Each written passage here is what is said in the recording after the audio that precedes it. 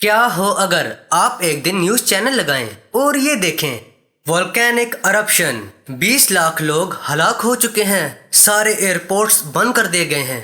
इस जमीन पर मौजूद सारे वोल्केनिक पहाड़ एक साथ फट जाएं, क्या हमारा स्यारा तमाम राख और लावा से बच पाएगा? राख कितनी ऊपर जाएगी? क्या कोई इसकी रिपोर्ट करने के लिए बचेगा?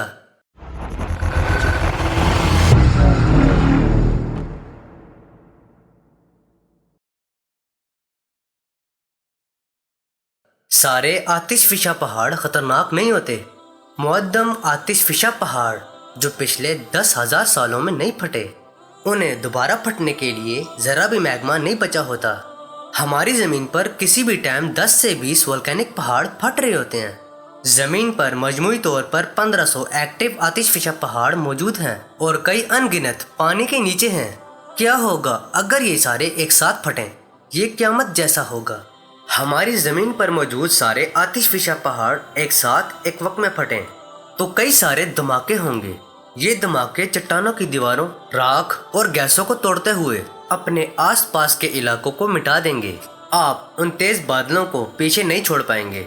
1000 डिग्री सेंटीग्रेड तक की गर्म चट्टानें 700 किलोमीटर फी घंटा की तेज रफ्तार से सफर करेंगी, मगर सारे आतिशफिशा पहाड़ इतनी तेजी से नहीं फटेंगे।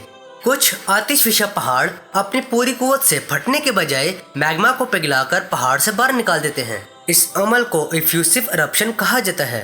अगर आपके पास ऐसा आतिशफिशा पहाड़ फटता है, आप अपने आप को खुशनसीब समझें, मगर ज्यादा टाइम के लिए नहीं। पहाड़ी धमाके ब्लूम्स को हवा में भेजेंगे। ये ब्लूम्स हजारों किलोमीटर तक जाएंगे और जमीन को धुएं की एक मोटी चादर से ढक देंगे। ये राख के बादल सूरज की रोशनी को बंद कर देंगे। सूरज की रोशनी के बगैर फोटोसिंथेसिस का काम नहीं हो सकता और सब पेड़ पौधे फोटोसिंथेसिस के बगैर फसलों समेत जिन्हें हम और जानवर खाते हैं खत्म हो जाएंगे।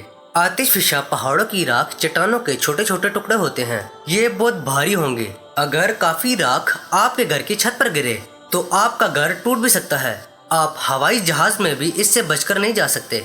राख के गर्म बादल जहाज और कार के इंजन्स को पिघला देंगे। सारी फ्लाइट्स कम विजिबिलिटी की वजह से रोक दी जाएंगी। गहरे समुद्री आतिशफिशा पहाड़ दरिया को एसिडिक बनाते हैं। इस किस्म के माहौल में समुद्री जिंदगी को बहुत ज्यादा नुकसान पहुंचेगा। पूरी फूड चेन तबाह हो जाएगी क्योंकि हमारी जमीन पर सूरज की रोशनी नहीं आ सकेगी। हमारी जमीन उस लेवल तक ठंडी होना शुरू हो जाएगी जिधर हम न्यू आइस एज में चले जाएंगे। एक लंबे अरसे के बाद जमीन का टेम्परेचर फिर से बदलेगा।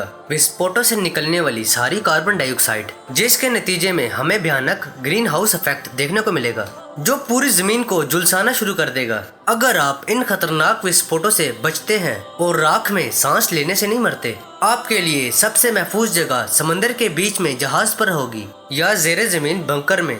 बस इस बात को यकीनी बनाएं कि आपके पास खाने का काफी सामान और गर्म कपड़े मौजूद हों। ये आपको इस भड़कती हुई जमीन पर जिंदा रखने के लिए जरूरी है। बाहर निकलने से पहले आपको उस टाइम तक इंतजार करना पड़ेगा जब तक कि एटमॉस्फेयर क्लियर ना हो जाए। इसके लिए बहुत ज्यादा टाइम लगेगा। जमीन का नक्शा बिल्कुल बदल जाएगा और आप इस जमीन को नहीं देख रहे होंगे जिसे आप पहले जानते थे। एक लंबे अरसे तक विस्फोटों से लावा निकलने की वजह से जमीन पर पिघली हुई बर्फ जमा हो जाएगी जो कि एक बड़ी मुसीबत बना देगी, जिसके नतीजे में हमारी जमीन पलट भी सकती है, बिल्कुल मार्स की तरह, जैसा कि वो 3.5 बिलियन ईयर्स पहले पलट गया था। बिलाशुबा इस तरह के मंजरनामे के होने के इम्कानात बहुत कम हैं और आज तक हमें इस तरह का कोई सबूत नहीं मिला।